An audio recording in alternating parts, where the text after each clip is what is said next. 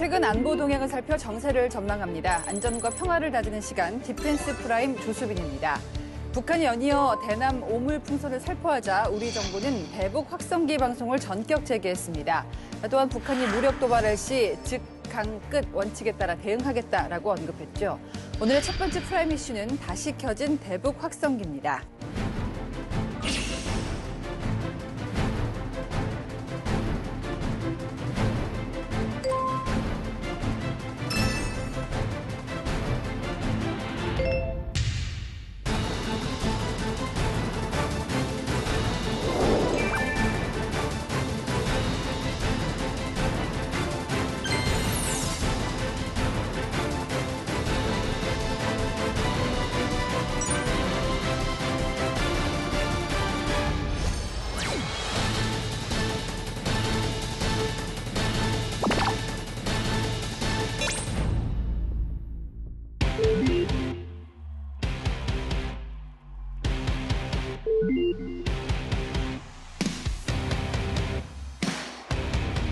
네, 우리 정부가 북한의 연이은 대남 풍선 살포에 대응을 하기 위해서 대북 확성기 방송을 다시 켰습니다. 이게 6년 만이라고 하던데 어떤 내용이 담깁니까? 예, 1963년에 시작된 대북 확성기 방송은 북한에서는 보도되기 쉽지 않은 내용들을 주로 전달을 하게 되는데요. 이번에 군이 제작하는 대북 심리전 방송인 자유의 소리를 고출력 확성기를 이용해서 강력한 대북 심리전을 전개하는 방식으로 이루어졌습니다. 네. 보도 부분에서는 남북 9.19 군사합의 효력 정지 소식과 삼성전자가 세계 1위를 했다라는 소식 등이 방송이 됐고요. 어떻게 보면 대한민국의 자랑이죠. 방탄소년단 히트곡 등도 송출이 됐습니다. 주로 대한민국의 그동안 발전상을 소개하는 내용들이 담겼는데요. 그동안 그러면은 어떤 확성기 방송들이 있었냐? 이게 또 시기마다 약간씩 차이가 있어요. 네. 1980년대와 1990년대에는 건전가요나 국제 뉴스 정보도 방송이 됐죠. 이때 저희에게 어떤 일이 있었냐? 바로 올림픽이 있었습니다. 네. 그런 성대한 행사를 대한민국이 치른다. 이런 내용들도 많이 방송이 됐죠. 2000년대 들어서게 되면은 국내외 뉴스는 물론이고 스포츠 소식, 일기예보 등 실생활과 관련된 정보들을 지속해서 방송을 했고요. 다만 방송을 직접 접하는 젊은 군인들의 사상을 좀 흔들기 위해서 이때부터는 우리나라 아이돌 노래들이 조금씩 방송이 되게 됐습니다. 다만 일부에서는 이런 전략 자체가 오히려 북한 내부에서 반발을 일으킬 수도 있다. 이런 지적도 그리고 분석도 있습니다. 노래가 어떤 것들이 주로 방송이 되냐 이것도 어떻게 보면 좀 많은 분들이 궁금해하는 건데요. 네. 조금 리스트를 뽑아봤더니 원더걸스의 I Feel You, 소녀시대 소원을 말해봐, 아이 마음, 빅뱅, 뱅뱅뱅 등의 노래가 틀어졌고요. 이후에도 아이돌, I.O.I, 러블리즈, 여자친구 등의 이 여자 아이돌 노래 등도 많이 방송이 됐다고 합니다. 그래서 그러면 완전히 아이돌 노래만 틀었냐? 또 그것도 아닙니다. 양혜은님의 내 꿈을 펼쳐라, 통일 어린이 합창단의 그날이 오면, 가거라, 38선도 종종 방송이 돼서 그야말로 신구 세대를 아우르는 방송이 있었다고 합니다. 태 기자님 지금 음악 방송 하시는 것 같아요. 그렇죠? 저도 그런 거예요. 지금 아이돌 노래 중에서 부를 수 있는 노래 있어요? 없습니다. 소원을 말해봐도 몰라요?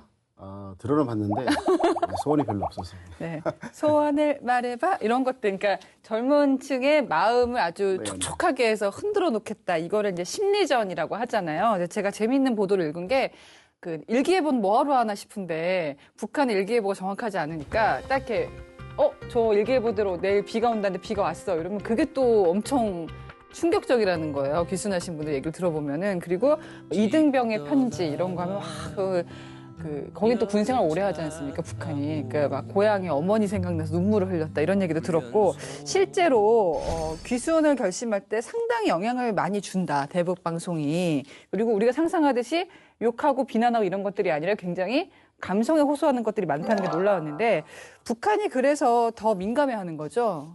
예, 그렇습니다. 이게 보면은 6.25 전쟁 이후에 이제 체제 경쟁을 해왔잖아요. 체제 경쟁을 하기 위해서는 아무래도 북한과 같은 권위주의 국가들은 자기네 정치적 목적에 맞게 이제 어떤 메시지를 전달을 하게 돼요. 그러니까 우리 쪽에서 보게 되면 저거 말도 안 되는 건데라고 하는데 걔네들은 먹히는 거예요. 그래서 그런 것들이 자기가 한 말들 메시지가 정치 목적을 구현하기 위해서는 이제 뭐랄까 다른 곳에서의 정보 유입을 차단을 해야 돼요. 그렇기 때문에 모든 권위주의 국가는 공통적으로 나타나는 게 정보의 어떤 유통이 차단됩니다. 네, 그렇죠. 예, 가장 핵심이거든요. 그런데 이제 이게 확성기가 이제 보시면 알겠지만은 거의 뭐 보정식과 이동식 운영을 하고 있는데 이제 저희가 휴전선 지역에서 틀게 되면은 북한 지역으로 한 30km까지 뭐 많게는 간다고 해요. 그러면 어떤 현상이 일어나냐면 거기에 있는 군인들이 듣고 그 군인들이 또 이동하게 되면 사람에 의해서 또 이렇게 또 메시지 전달이 되잖아요. 그러면 이런 것들이 언젠가는 어느 곳에 결집이 되고 퍼진단 말이에요. 그러면은 결국에는 북한 정권에서 얘기했던 것과 다른 얘기가 들어오기 때문에 가장 중요한 거 자신들이 인식하고 있는 것과 사실이 다르다는 것이 이제 뭐랄까 깨닫는 순간부터 안에서 이제 정치적 불안감이 생기게 되는 거죠. 그래서 이제 우리가 휴민트를 뭐라 하죠? 휴먼 인텔리전스라고 하잖아요. 휴민트가 하는 것 중에 이런 것이 가장 어떤 대표적인 과업 중에 하나예요. 그렇기 때문에 이런 심리전을 통해서 저희가 얻을 수 있는 어떤 효과는 뭐냐면 북한 체제가 선전하고 선동했던 그런 어떤 인지된 어떤 잘못된 것들을 북한 주민들에게 다시 깨닫게 하면서 잘 못 따르게 하면서 어떻게 보면 김씨 세습의 어떤 그 정치력을 좀 이렇게 공고해야 하는 것을 좀 약화시키는 네. 그런 것이 있기 때문에 심리적 측면에서 가장 큰 효과가 있는 것이죠. 재밌는 경험이 다른 방송에서 탈북민들 자주 만날 기회가 있는데 MZ세대가 한번 출연한 적이 있거든요. 근데 이게 뭐 칭찬인지 아닌지 모르겠지만 우리나라 MZ세대보다 더 통통 튀는 거예요. 저는 이게 북한에서 왔다고 하니까 약간 선입견이 있었던 것 같은데 북한이 이제 제일 걱정하는 게 이 북한의 신세대들도 통통 튄단 말이에요. 이 사람들이 이 노래 듣고 방송 듣고 흔들릴까 봐 이런 거 아니겠습니까? 예, 말씀하신 세대, 그러니까 1980년대 이후에 태어난 세대들을 흔히 장마당 세대라고 하는데요. 저도 탈북민 분들하고 이야기를 해봤더니 그럼 장마당 세대가 우리로 치면은 MZ세대냐 X세대냐라고 물어봤더니 그 사이에 낀 세대 혹은 MZ 쪽에 좀 더 가깝다라고 말씀을 하시더라고요. 이분들이 제일 즐거운 시기, 그러니까 뭐 유년기, 청소년기를 그때는 정말 잘 먹고 잘 배우고 즐겁게 생활해야 되는데 이분들이 겪은 게 바로 고난의 행군. 예. 경제 체제가 붕괴되고 그리고 식량 배급이 어려워진 어떻게 보면 부모님도 그렇고 주변에서 굶어 죽는 사람들이 많은 그런 위기 상황을 그러니까 몸소 겪게 된 거죠. 제가 1981년생이거든요. 예. 80년대 이후에 태어난 사람들이 10대 때는 너무너무 배가 고팠던 90년대. 맞습니다. 북한은 90년대. 예. 그래서 이때부터 이들은 국가의 배급 체제를 믿지 못하고 장마당에서 각자 도생하는 법을 배우게 되는 거죠. 그래서 어떤 사람들은 그나마 상태가 좀 좋았지만 상태가 정말 나쁜 사람들은 꽃제비, 우리로 치면 거의 고아와 같은 생활을 하면서 네. 내가 믿을 건 없다. 더 이상 국가도 믿기 힘들고 내가 장마당을 통해서 생존을 해야 된다라는 이런 어떻게 보면 생존법을 익히게 되면서 체제에 순종하기보다는 먹고 살아야 한다. 어떻게 해서라도 먹고 살아야 된다. 라는 생각을 갖게 됐고요. 그리고 장마당이 어떤 곳입니까? 모든 문화가 융합하는 곳이잖아요. 그렇죠. 그러면서 자연스럽게 외국 문화에 대해서 친밀도가 높아지게 된 겁니다. 예. 그러니까 저도 이제 북한에서 온 MZ세대 만나보니까 학교 가면 여전히 뭐 세뇌 교육을 시키긴 한데요. 뭐 우상화 같은 것도 하는데 속으로 이런다는 거. 입으로는 외우고 속으로는 뭐 배급도 제대로 안 해주면서 이런 얘기 한다. 근데 여기다가 이제 문화까지 가면 굉장히 파괴력이 있을 것 같아요. 근데 저는 이번에 이 사태를 보면서 다들 그러셨을 텐데 요즘 같은 시대에 21세기잖아요. 아니 무슨 그 오물 풍선을 보냅니까? 보신 적 있어요 이런 경우를? 언제나 뭐 북한은 뭐 우리 예상을 뛰어넘는 행동을 했잖아요. 그래서 저는 이번 국면을 좀 이렇게 볼 수가 있어요. 지금 이것도 우크라이나 러시아 전쟁하고 좀 연관이 좀 있는 것 같은데 문제는 지금 얼마 전까지 러시아군이 하르키우 지역에서 동부전선에서 계속 밀어붙였어요. 그래서 이제 계속 이제 우크라이나군이 밀렸는데 우크라이나군이 이제 FPV 드론 부대들이 들어가서 그걸 막아냈단 말이에요. 그래서 지금 휴지기가 들어온 거예요.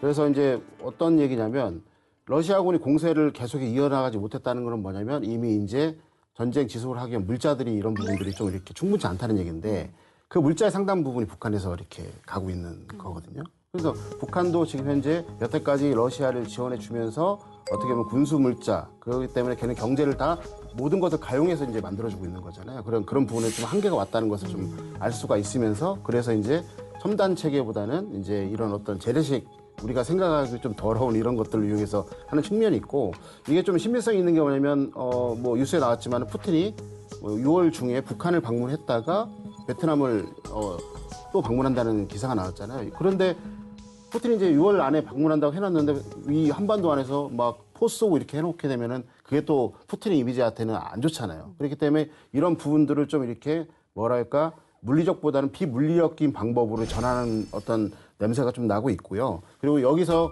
북한이 뭐라고 했냐면 너희들의 민간 단체에서 삐라를 갖고 있는 풍선을 날렸기 때문에 우리는 대응한 것이다 라고 하면서 이게 무기가 아니라 네. 이제 오물을 갖다가 보낸 부분이 좀 있어요. 근데 여기서 우리가 그 중심 쪽으로 봐야 될 게 뭐가 있냐면 왜 하느냐, 북한이 왜 하느냐.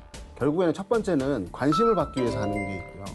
두 번째는 뭐냐면 우리가 이제 국가 총력전을 수행하는 이제 국민, 정부, 군의 신뢰관계를 약화시키기 위해서 하는 거예요. 이 하마스가 이스라엘을 공격했을 때 이제 물냉 공세를 했잖아요. 네. 못 막아버렸잖아요. 뭐 아이언돔이 잘 작동하더라도. 그래서 몇백 개 이제 풍선을 보내주면서 군이 이런 거를 좀 못 막고 있다는 어떤 뉘앙스를 풍기게 해주면서 앞에 있었던 그런 어떤 사건과 연계를 시켜서 군을 더 이제 뭐랄까 국민족의 인식이나 신뢰감 속에서 약화시키는 어떤 그런 목적을 갖고 있는 것도 다분하게 있고요. 또 이제 세 번째로 제가 말씀드리고 싶은 건 뭐냐면 지금 기후 온난화로 인해서 이제 바람의 방향이 바뀌었어요. 지금 이 시기에 북풍이라고 하는데 북쪽에서 남쪽으로 바람을 부는 시기가 아니에요. 그렇죠. 그런데 이제 기후 온난화가 때문에 국지 기상이 바뀐 거예요. 그래서 여기에 있는 어떤 북한의 입장에서는 되게 좋은 어떤 데이터를 쌀 수 있는 어떤 시기인 거예요. 물론 이렇게 날씨가 바꿨다는 것은 이건 준비된 거잖아요. 그럼 북한이 몇 년 동안 이거를 기상을 데이터를 쌓아와서 준비를 했고 이때 한번 날려보자 했을 때 어느 지점에서 날려보니까 어디까지 가네? 라고 하는 거예요. 그럼 우리 우리가 기성예 부부가 한 거 그렇죠. 아니에요? 다 이제 얘네들 예측을 하는 거죠. 네. 하는 거죠. 그러면 어떤 우려가 저희 스스로 합니까? 저 안에 뭐가 들어있으면 이게 뭐가 들어있으면 큰일 나는 거 아니야? 하면서 하는 것이 맞는 게 뭐냐면 이런 풍선에다가 자그마한 동력기를 달거나 그렇죠. 그 안에다가 우리가 말하는 폭발물을 달거나 아니면 생화학 물질을 넣거나 하게 되면 이거는 정말 가성비가 높은 드론보다 가성비 높은 거잖아요. 네. 이런 어떤 뭐랄까 다차원적이고 다목적적인 어떤 이유 때문에 북한이 이거를 한 것이라고 볼 수 있는 것이죠. 그러니까 이게 뭐 오물이 온다고 해서 보지도 않고 버릴 수도 없는 게 속에 뭐가 들어있는지 그렇죠. 예. 모르기 때문이고 이제 두 가지 시선이 있는 것 같아요. 국내에서도 이게 너무 오버하는 거다. 거기다가 뭐 생화학 무기 이런 거 못 넣는다라는 시선이 있고 반면에 북한이 2,500에서 5,000톤 규모의 화학 무기를 이미 보유하고 있기 때문에 충분히 이 오물 풍선이 생화학 무기가 될 가능성이 높다. 어느 쪽에 또 무게를 실으시나요? 일단은 무기 체계에 대해서 좀 살펴봐야 되는데요. 네. 조상근 교수님께서 잘 말씀해 주신 것 같이 이 풍선이나 기구 같은 무기 체계가 실전에 쓰인 거는 사실 역사가 굉장히 깊습니다. 2차 세계대전 때 일본이 미국 서부 지역 산간에 화재를 내기 위해서 풍선이나 기구를 이용해서 소위탄을 달아가지고 실전에 투입한 적이 있어요. 근데 문제가 그러면 완벽하게 성공을 했느냐? 아닙니다. 말씀하신 것처럼 기후의 변화, 바람의 방향 등으로 인해서 대부분은 태평양 어느 곳에서 사라져버렸어요. 그게 더 무섭기도 한 것 같아요. 어디를 쏠지 모르는 데다가 그렇죠. 떨어지니까. 근데 이들이 지금 사용한다고 우려되는 것 중에 하나가 바로 생화학 무기인데 생화학 무기는 사실은 국제사회에서 굉장한 규제를 받는 그리고 사용하게 되면 엄청난 지탄을 받는 무기 체계입니다. 그렇기 때문에 전쟁을 할 것이다 혹은 정말 유사시가 아니면 사용하기 힘든 무기 체계인데요. 그런데 문제는 북한은 어떤 행위를 할지 모르는 그런 국가 체제를 가지고 있잖아요. 우리가 그런 무기 체계고 이게 완벽하게 목표 지향성이 아니니까 안심하고 있자라고 할 수는 없어요. 어떻게 보면 우리의 주적인 북한이 그런 무기 체계를 많이 운영을 하고 있으니까 우리 군도 사실 화생방 방어사령부나 이런 곳에 굉장히 강합니다. 전 세계에서도 굉장히 강한 전력을 가지고 있긴 하지만 어떻게 보면 이번 기회에 좀 더 우리 전력을 확인하고 네. 그들의 훈련을 좀 더 키워줄 그럴 필요가 있죠. 사실 지금 도시에 사는 우리는 오물풍선이 더 크게 다가옵니다만은 위성 위치 확인 시스템, GPS를 교란시켜서 불편하다는 특히 어민들 이런 분들도 많은데요. 이렇게 자꾸 이어지자 우리 정부가 지난 4일 9.19 군사합의 효력을 정지했습니다. 그러면 어떤 변화가 생기는 건가요? 예, 일단은 이 9.19 군사합의가 어떤 것인지를 조금 살펴봐야 되는데요. 2018년 9월 19일 남북 정상회담에서 판문점 선언 이행을 위한 군사 분야 합의서입니다. 어떻게 보면 부속 합의서죠. 즉 남북한의 평화로운 미래를 위해서 군사적으로도 우리가 한 발씩 양보하자 이런 게 어떻게 보면은 주가 됐는데 그래서 2018년에는 조금 그래도 남북이 합의를 지키는 그런 모습을 보여줬습니다. 그래서 지피들이 양측에서 서로 철수도 하고 했었고 그리고 유해 공동 발굴 지역의 지뢰도 제거를 했었죠. 그런데 2018년 이후에 이게 합의라는 거는 양측이 지켜줘야지 합의가 이루어지는데 2018년 이후 북한에서 계속적으로 도발을 했죠. 굵직한 것만 살펴보면 2023년 11월 22일 군사정찰 위성을 발사를 했습니다. 그리고 2023년 11월 23일 날은 북한이 9.19 군사합의에 대해서 파기 선언을 했죠. 더 큰 문제 중에 하나는 2024년 1월 5일과 7일 사이에 벌어졌는데요. 북한이 서해 북방 한계선 일대에서 포사격을 실시했는데 이때는 김정은이 현장에서 시찰을 했습니다. 즉 남북 군사합의 이런 거 우리는 지킬 그런 생각이 없어를 몸소 보여준 거죠. 그들이 얘기하는 최고 존엄이. 그동안은 남북 9.19 군사합의라는 게 어떤 사람들은 이렇게 얘기를 합니다. 남북이 똑같이 한 발을 물러서서 합의를 했다. 근데 우리 군의 입장에서는 사실 한 발이 아니라 우리 군은 북에 비해서 한 5발, 10발자국 양보를 했다고 생각을 했거든요. 그런데 계속 이런 식으로 도발이 진행이 되면 우리가 더 이상 지키고 있을 필요가 없게 되는 거죠. 자, 즉강끝. 이제 북한이 직접적으로 도발을 하면은 즉각 강력히 끝까지 원칙에 따라 단호히 응징하겠다라는 게 우리 군의 입장인데요. 근데 저는 이제 궁금한 게 똑같이 오물을 보낼 수는 없잖아요, 우리가. 뭐를 할 수 있을까요? 북한이 지금 아까 말씀드린 것처럼 이 시점에서 이걸 보내는 거는 뭐냐면 어쨌든 간에 그 이유는 뭔지 모르겠지만 심리전적으로 우리나라를 흔들어 놓기 위해서 하는 거잖아요.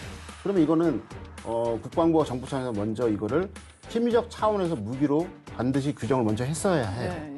해야 하고 그다음에 이거를 하게 되면은 바로 즉각 끝이라고 말했으면 이 즉각이라는 것은 뭐냐면은 국민들이 생각하는 즉각과 우리가 이제 군사적의 어떤 즉각이 따로 있거든요. 그래요? 왜냐면 국민들이 이게 넘어왔을 때는 뭘 원하냐 바로 즉시 실시간 우리한테 영향을 미치기 전에 해주기를 원하는 거예요. 근데 제가 여러 차례 말씀드렸지만 민주주의 국가 같은 경우 이런 것들이 넘어왔을 때는 과정과 절차가 있고 그런 부분이 있기 때문에 시간이 약간의 소모될 부분이 있어요. 그래서 어떻게 하냐면 전략적 차원에서 먼저 니네 이거 멈추지 않으면 확성기 재개할 거야 라고 한 것을 이제 선제적으로 얘기를 하면서 그 이후에 결정에 따라서 이제 하고 말고를 저희가 결정을 해야 되는데 이번 사태 같은 그런 부분이 조금 약간 늦어졌다는 부분이 좀 있고요.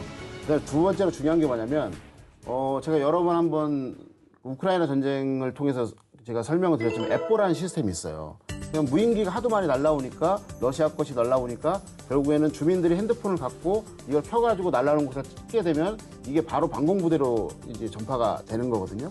그게 뭐냐면은 국민들 하나하나를 탐지자사 하나를 만들어서 우리 안보를 우리가 함께 지키는 거다라는 어떤 결속력을 가지는 거예요. 그뿐만 아니라 그걸 통해 갖고 뭐가 옵니다 경보 전파도 해주는 거잖아요. 그래서 우리가 이런 어떤 사례를 이제 봤으니까 국가적 차원에서 우크라이나 앱과 같은 어떤 그런 앱을 이용해 가지고 실시간 정보를 유통하고 그다음에 조치라든가 아니면 신고하는 그런 부분들을 이제 초연결 네트워크 연결할 필요가 있고요. 그래서 이런 부분에 대해서 이제 즉각그 원칙에 따라서 우리가 대응할 수 있는 여러 가지가 있는데 이에는 이, 눈에는 눈이 있고요. 이에는 눈, 눈에는 이가 있어요. 무슨 말이냐면 행태가 좀 저질스러운 부분이 있기 때문에 그걸 똑같은 방식으로 하게 된다면 저희 도매급으로 같이 넘어가는 거예요. 그래서 이런 상황에 대해서는 같이 이해는 이해를 못하기 때문에 저희가 확성기를 한 거고요. 근데 우리 군이 이거 말고도 지상, 해상, 공중, 우주 다양하게 이렇게 할 수 있는 방안들이 상당히 많이 있어요. 그래서 그런 부분들을 지금 북한의 어떤 대응이라든가 어떤 반응, 그다음에 우리가 경고를 했을 때의 조치에 따라서 이제 그거를 순차적으로 저희가 매뉴얼들을 준비하고 있다. 네. 그렇게 정도만 말씀드릴 수밖에 없을 것 같습니다. 이런 상황에서 한국과 미국의 핵협의 그룹인 NCG 3차 회의가 서울에서 열렸단 말입니다. 이제 8월에 한미 을지 연습이 예정되어 있는데요. 북핵에 대응하는 훈련은 어떤 변화가 있을까요? 일단 확실한 거는 한국형 삼축 체계가 좀 더 고도화가 지금 차근차근 진행된다고 말씀을 드릴 수 있겠고요. 그리고 북한 핵미사일 위협에 대응해서 미국과 핵 협력을 강화하는 동시에 핵무기에 대해 한국과 미국을 통으로 묶는 글로벌 포괄적 전략 동맹으로 나아가려고 하는 한국은 그쪽으로 나아가려고 하고 있고요. 또 재미난 게 뭐냐면은 그럼 미국도 같은 스탠스냐? 미국은 다가오는 대선을 생각을 해서인지 긍정도 부정도 하고 있지는 않습니다. 일단은 뭐 확실히 우리도 한국과 같은 스탠스다라는 내용은 이야기하지 않고 있지만 연합훈련이나 연습에 대해서는 앞으로 강화될 예정이다라는 것은 확실하게 말씀드릴 수 있죠. 말씀하신 대로 11월에 미국은 대통령 선거가 있고 그러다 보니까 북한이 더 존재감을 과시하려고 할 것 같아요. 그러면은 이제 우리가 어떤 대비를 해야 될지. 네. 좀. 북한의 패턴은 11월 달을 이제 정치적 목표를 타이밍을 딱 선정해 놓은 상태에서 지금부터 명분 쌓기를 하고 있는 거죠. 한반도 내부 안에서의 어떤 긴장이 고조되고 있으면 이제 어느 순간 얘네가 이제 그 총뿌리를 동해상으로 이제 전환을 시켜버리는 거예요. 뭐라고 얘기하냐면 미국한테 야, 한반도하고 우리 이런 노력을 했는데 그냥 말 안 들어주기 때문에 우리는 또 군사력 강화하고 하기 위해서 계속 전투 실험할 거야. 했는데 공교롭게 그게 동해안으로 가는 거예요. 근데 동해안으로 가게 되면 미국의 입장에 뭐라고 하게 되냐면 자기를 지향한 것처럼 보이고 있거든요. 핵을 갖고 있고 ICBM을 갖고 있기 때문에 그렇기 때문에 그렇게 되면은 지금 이제 주한미군이 배치되고 있고 안정적으로 이렇게 관리해야 될 한반도에서 문제가 발생되게 된다면 바이든 대통령이 이제 결국에는 대선에서 지겠죠. 유리할 게 하나도 없는 것이죠. 갑자기 아무것도 안 하다가 11월 이전에 10월 달에 동해안에 뭘 쏘는 것과 이런 어떤 명분을 쌓아가지고 안 돼서 이렇게 총구가 점점 이쪽 남쪽을 통해 갖고 동쪽으로 변했습니다라고 보여주는 것과 이제 그 북한이 미국한테 말할 수 있는 명분이 있다는 거죠. 네. 그렇기 때문에 이런 부분들을 저희가 북한이 큰 그림에서 움직이고 있다는 걸 봐야 될 것 같고요. 그러면 이거 어떻게 대비해야 되느냐? 그것에 대한 대응을 여러 가지가 있어요. 이제 좀 아까 말씀한 것처럼 이제 훈련도 있잖아요. 연합훈련도. 이것도 하나의 데몬스트레이션이 되면서 그거에 대한 어떤 대응이 될 수 있는 것이고요. 또 예를 들어서 어떤 뭐 우리나라 주요 인사가 뭐 미국의 어디 무슨 사령부에 가서 뭐 핵이라든가 이런 관련돼서 뭐 대담을 나눴다 이런 것도 하나가 나타나는 뭐 보도나는 것도 이것도 큰 어떤 대응 조치가 될 수 있는 거예요. 네. 그래서 지금 국방부에서 결국에는 제가 말씀드리고 싶은 거는 지금 숨겨놓고 있어요. 비물리적인 어떤 대응에 대해서는 물리적 어떤 대응에 대해서는 많이 하고 있고 비물리적인 부분에 대해서 여러 가지 옵션이 있기 때문에 이런 옵션을 많이 준비하고 있고 저는 또 당부드리고 싶은 건 뭐냐면 인지적 차원에서 가장 중요한 게 권위주의 국가는 정보 통제가 안 되는 것이 가장 무서워하기 때문에 인지적 차원에서 북한 주민들에게 사실을 알게 하는 인지전을 어떻게 할 것이냐를 다양한 채널을 가지고 우리가 발전시켜 놓고 그거를 수요에 맞게 대응해야 된다. 네. 그렇게 되면 즉, 그다음에 강, 그다음에 끝이 된다. 이렇게 네. 말씀드리겠습니다. 태 기자님 어떻게 보세요? 예, 뭐 전체적인 큰 그림은 벌써 조상권 교수님이 말씀해 주셨고요. 군의 입장에서 조금 말씀을 드리자면은, 그러니까 군을 잘 아는 군사 전문 기자의 개인적인 의견을 좀 말씀드리자면, 군은 사실상 어떤 무드냐에 상관없이 훈련을 잘 하고 대비를 하고 있어야 되는 조직임에 분명합니다. 근데 그동안 뭐 9.19 군사합의나 아니면 평화 무드 때문에 정해져 있는 훈련량을 잘했다라고 말씀드리기 조금 힘든 그런 시절이 있었습니다. 그렇기 때문에 이제 9.19 군사 합의가 뭐 유명무실화된 상황에서 서북도서에서 이제 이번 달로 알고 있는데 이 K9 사격 그리고 천무 다른장 로켓 체계의 발사 실사격이 서북도서에서 잡혀 있거든요. 사실은 9.19 군사합의 때문에 그 훈련을 하려면 부대가 이동을 했었어야 됩니다. 부대가 이동을 하려면 몇 가지 문제가 있는데 그 중에 하나가 비용 문제가 발생을 하고요. 두 번째는 그 부대는 전투를 하면 그곳에서 전투를 하게 되는데 사격 훈련은 딴 곳에서 하고 실전투는 그곳에서 하게 되는 굉장히 괴리가 생기는 거죠. 근데 이런 문제들을 우리가 슬기롭게 잘 풀어나가서 정말 강한 군으로 북한이 어떤 도발을 해도 대비할 수 있는 태세가 돼 있어야 된다고 생각을 하는데 또 일부에서는 너무 강하게 나가기만 하면 안 된다. 단호하게 대처는 하되 이 긴장 상태가 최고조에 이르면 안 된다라는 이야기도 해요. 북에서는 일부 우리 쪽 탈북민 단체에서 보낸 풍선으로 인해서 자기네들이 대응을 했다라고 그렇게 이야기를 하고 있으며 우리 정부는 그렇지 않다라고 이야기를 했지만 아니 니네가 그들을 하게 묵인했기 때문에 그들이 북쪽으로 풍선을 날린 거 아니냐. 그래서 그런 점들도 우리가 유의 깊게 살펴봐야 된다. 이런 의견도 제시하고 있습니다. 디펜스 프라임 첫 번째 이슈로 북한의 오물풍선 도발에 따른 대북 확성기 방송 재개 그리고 한반도 정세를 짚어봤습니다. 지금 북한의 추가 도발이 우려되고 있습니다. 시청자 여러분께서도요. 적재물 낙하되는 거 주의를 하시고 또 수상한 풍선을 발견하셨을 때는 군부대나 경찰에 신고를 해주시기 바랍니다.